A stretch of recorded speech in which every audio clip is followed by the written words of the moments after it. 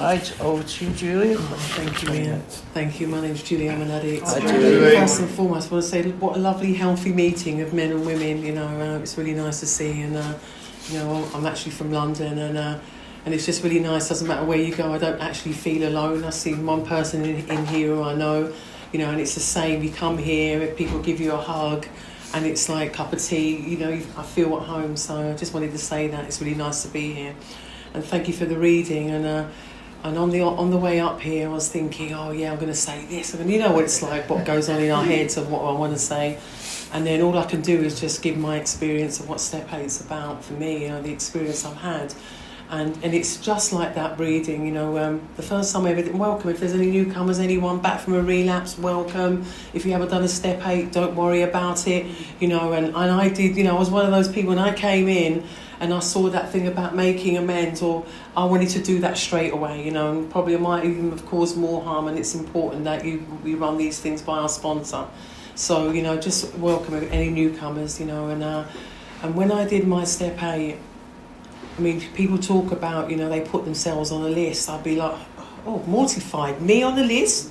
And that's how I saw it, my first ever Step 8. Now, what I took from that reading is a couple of key things: responsibility, willingness, forgiveness, honesty, freedom. And these are the things that when I first ever did one, I would never see that that's what that step is about for me. And when I did my Step 8, my sponsor just said to me, Julie, like it says, do your Step 8 like there's no Step 9. Stop kind of, like thinking, oh, I'm going to have to make an amends. And when I actually do just focus on making that list, and that list came from, like it said, the Step 4. Already I could see people who I'd harmed. And it doesn't mean physically as well, it meant emotionally as well, And I'm an emotional bully. That's what I did throughout my life. I harmed people emotionally. I gave them that silent treatment. I was horrible, and I would never have said that before. I never thought that I was that type of person. So I harmed a lot of people that way: family, friends, work colleagues, anyone who kind of did something wrong to me. That's how I harmed them. And I like the fact that it uses the word harm, because you kind of, for me, I always think, but I never hurt them as in like punch them physically, and when I look at it, the other stuff, how I harm people, and I love the fact that it speaks about forgiveness. I've never been able to forgive myself, and I will talk about it openly.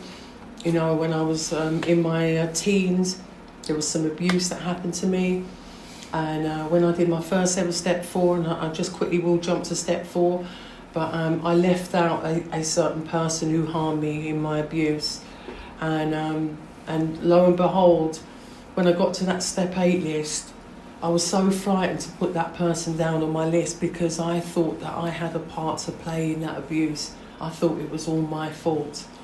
And it's so important that it does say in the literature, it says that it's so important when we're making that list that we run it through our sponsor, because I really believe that if I hadn't have done that, told my sponsor, this is what happened, it was only down to my sponsor that said, you don't have to make an amend to that person. And I was so relieved, so relieved, because I really thought I had a part to play in it. And that's the bit that I mean, is how important it is, because I could put people on that list that I probably they don't need to be on that list. And, and that's why it's important that my sponsor was able to say, no, you don't need to make amends to that person. And it says in there, it's just all about making a list. It does, you think, oh, is that really it, making a list? But there's a lot of other stuff to attach to that list, and like it says, another thing, 2 key words for me in that Step 8 is shame and guilt. And they were the 2 things I can honestly say throughout my whole life. I was riddled with shame and guilt. If I wasn't ashamed of who I was, who I'd become, I was ashamed of my nationality, my parents. I always wanted to be somebody else's parents, to be my parents. There was a lot of shame attached to my life. I was ashamed of where I lived. I was just ashamed all the time, and it's really sad, really, when I think about that stuff, because I realise today that shame is feeling bad about who I am, you know, and guilt is feeling bad about what I did. And so I'm able to like separate the two now and know the difference between what I did and who I am. And when I did that list, it really gave me it's almost like a blueprint really for who do I really want to be, you know, who am I, because I don't want to be angry, I want, like it says in there, I want to be able to look people in the eye, I want to be able to like, you know, just have the ability to not be riddled with shame and guilt, because it's something that I really, in some ways when I think about it, it's two of the things that I really want to be free from. And like it says, that is the step that has actually given me the freedom to be, I'm not full of shame and I'm not full of guilt anymore, you know, and at times, there are times in my recovery where, you know what I'm ashamed about today? If I fall over in the street and someone sees me, that's the kind of shame now that I'm like, oh God, you know, but it kind of dissipates. It doesn't really kind of fuel me like, you know, if I fall over, it's like if somebody laughs at me, my defence mechanism, what you laugh? You know, I want to flip and kill them, you know what I mean? And that's really what I'm trying to get away from, not being so angry and I have that today, and it is a process, right? Because you can't do a step 8 without doing a step 4, and there are people I've had to put on that list where I didn't want to put on that list, and you know, and so making that list has kind of given me a sense, like it says about freedom and willingness, you know, to be able to go, right, am I really willing? Because actually the steps before that are the keys to willingness as well. You know, step 6 is a willingness step, you know, like looking at my defects, you know, looking at my assets. Because actually, when I think about it, is I know I'm a good person. By the time you've gotten through some of the steps, I already know that I'm a good person. And I know that whatever happens, whatever I put down on that list, I've got to be really ready. I've got to be really willing. You know, because if I want real freedom, I've got to be willing to be able to go, right, okay, I have harmed you and I am ready, you know, and as much as the fear wants to kick in, because obviously, you know, you've got that, oh no, but you did this to me, I'm not going to put you down, but what about you did that, you know, and it's always the justification and the rationalisation that it talks about in that step. And all of this stuff is really like me growing up, being mature enough to actually accept, okay, do I really want change? You know, I came here for change, you know, and I've grown up, you know, I've grown up in recovery. When I think about how, you know, how my life was before coming in here, you know, I was very immature, emotionally immature was really, you know, like it talks about in step 1, in the step working guide about emotional volatility, you know, and all of a sudden now I've gone through the steps and now I have emotional maturity, and that's where I'm trying to go towards, being spiritually, you know, spiritually well, spiritually fit, and I know that it is a process, and as a result of going through making that list, I have got, like, it is a word I commonly use, it's freedom. You know, freedom to be able to, like, okay, admit my part.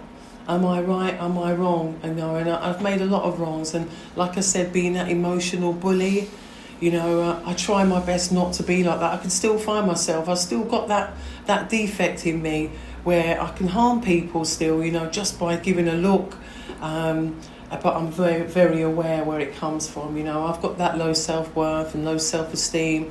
You know, I come from a place where abandonment was something that went on throughout my life. Parents split up when I was really young.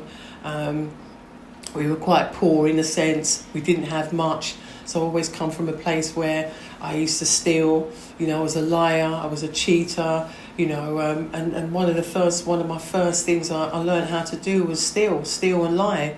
You know, dishonesty by nature. You know, so my default setting is like, you would ask me, Julie, did you steal that? And I would just say no. You know, it was automatically, I would just lie. It was just lying.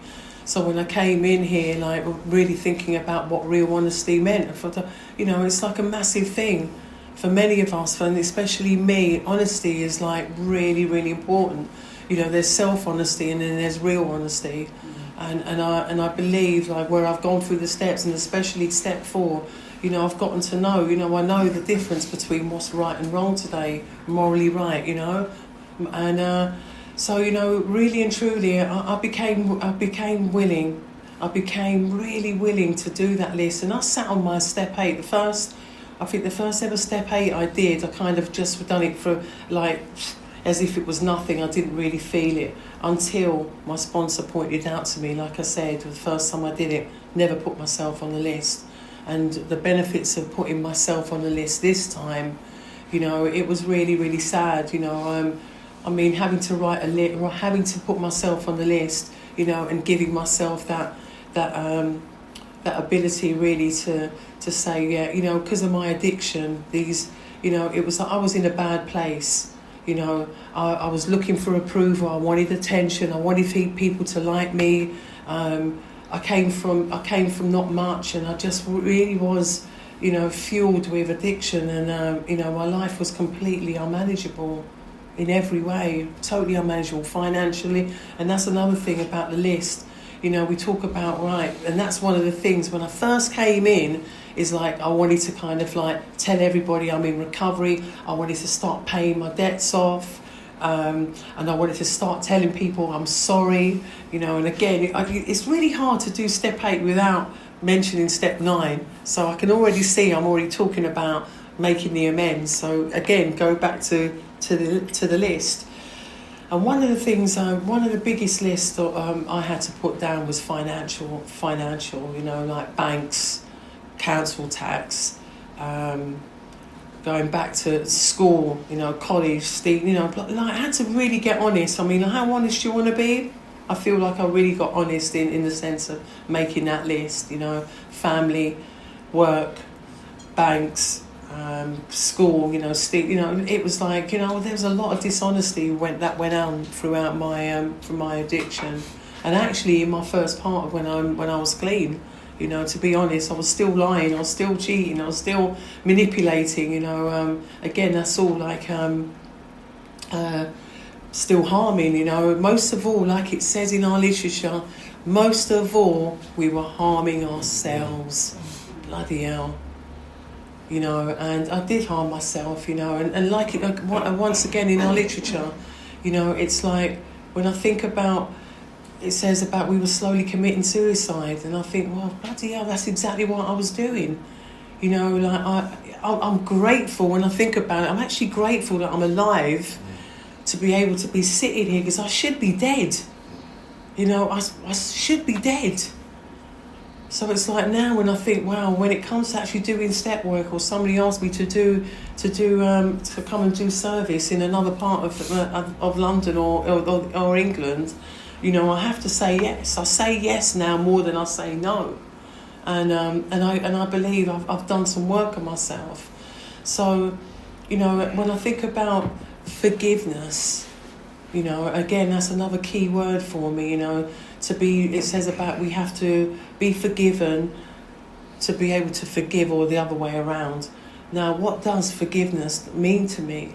You know, and I know it doesn't mean just saying sorry, you know, and I know that if I want to live my life on spiritual principles, I need to be able to be honest, but most of all, I need to forgive myself first for all the damage that I caused myself, my family, my friends, all this, you know. I put my friends through so much, you know, like them worrying about me, you know. And when, again, I want to go and tell you the step 9, but I was very scared what people were going to say to me, so I didn't feel like, well, if I put that person on the list, but they're going to say this. But one of the things I realised, that because I've already done steps from 1 to 7, I've already got a higher power, a God of my understanding guiding me. So no matter what happens, no matter what the outcome is, I'm going to be carried by a loving higher power, or the God of my understanding. And also, you know, it's really hard to always kind of flip back, because, yeah, there's a lot of fear, that fear comes in.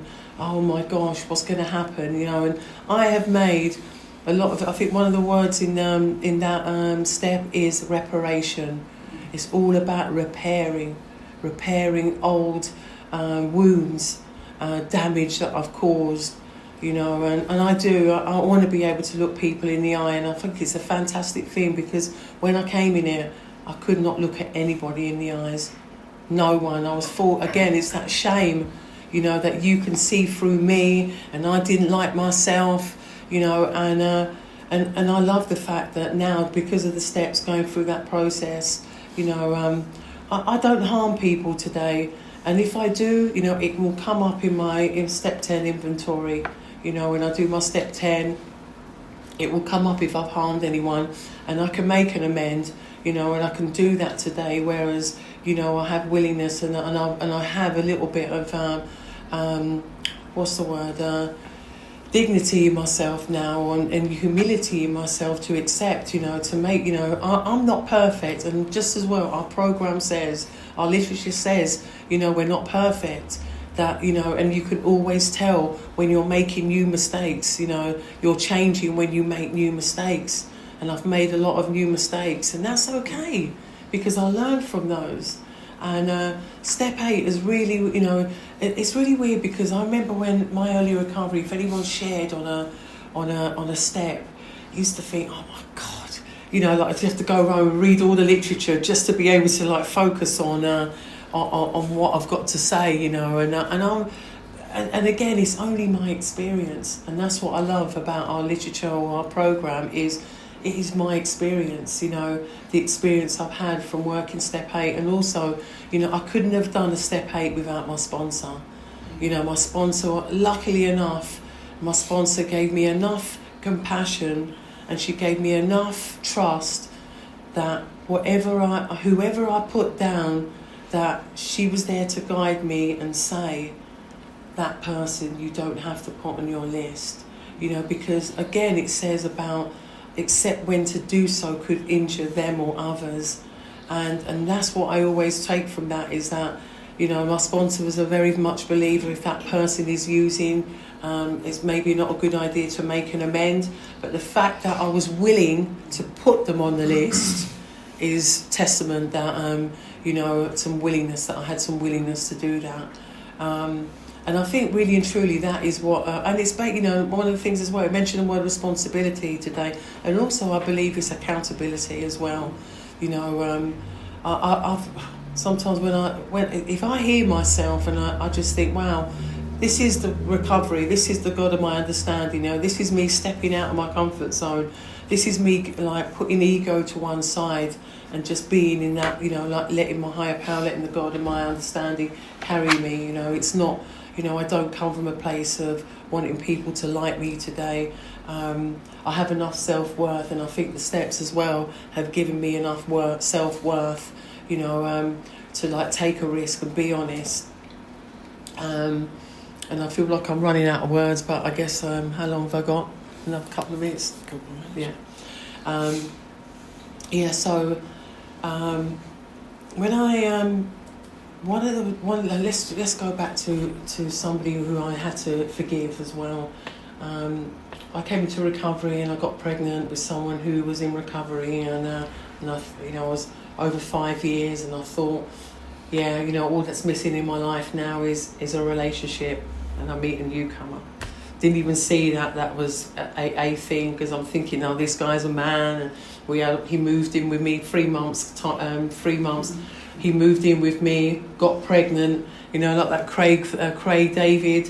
3 months he was moving in with me. 6 months. In 6 months I was pregnant. 9 months I was kicking it. I wanted him out. 12 months.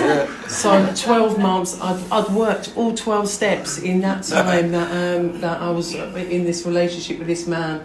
And by the time I had her, I wanted him out. You know, and it was a tough time, you know, and I had to do a lot of work, because in that time when I was doing that step work, it was all about relationships, you know, and I come from a place where, you know, my father wasn't around when I was growing up, so I really had no understanding of being in a relationship, you know, and especially now I'm pregnant. I hardly even knew this man, you know, but he was still trying to get clean. And I had to do a lot of forgiveness around him, you know, because obviously in that time now, my daughter's 17, he's hardly been in her life. And it's something that I really feel like I have to practice with that man, is to forgive him.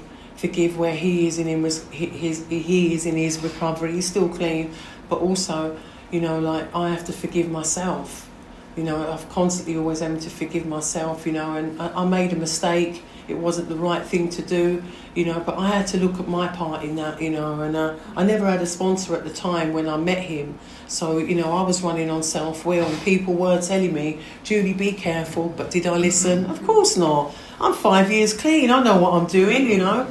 And so there was a lot of, you know, I made a lot of mistakes, and but, you know, one of them, like I keep saying, is one of the things that I really had to forgive. I've had to forgive myself for that, you know, and but also I had to forgive my father as well. And it links back to how he hasn't been there for me. He abandoned me throughout my teenage life, and also my dad and my mum and dad's parenting as well. You know, I've always forgiven them because they did the best, and it always stems back to, you know, when you think about it, it always goes back to family of origin, that real childhood stuff.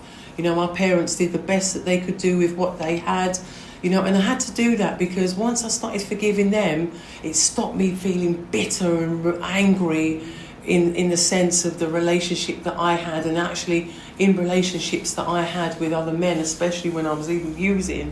You know, I was going with men that I should never have been with, you know, because I just wanted approval, you know, and coming into recovery, and this, my daughter's dad, I do forgive him, you know, because what this program has taught me is even when I don't want to forgive someone, I still need to kind of be able to say hi, you know, like to be able to look them in the eyes and say, you know, hi, how are you? You know, rather than feel like look them in the eyes and go, you, because that's where I want to go. Look at you and flipping just give them that other side of me.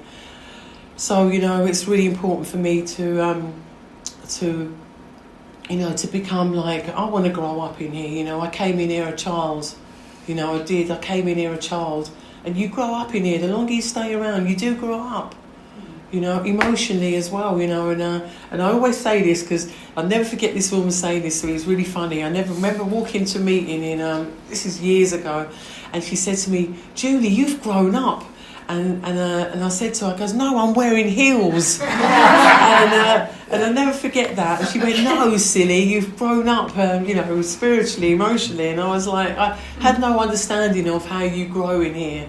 You know, and we grow in here, you know, we change in here, and we become better people.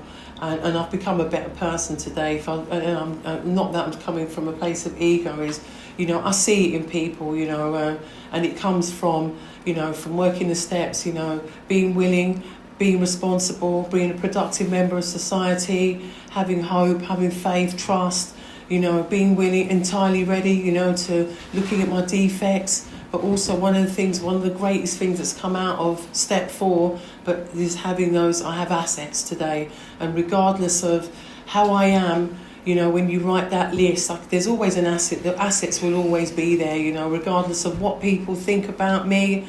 You know, I really need to be honest because I know I've got assets and I know I'm a good person. And with that, I am going to end it there. Thank you. Thanks, Julie.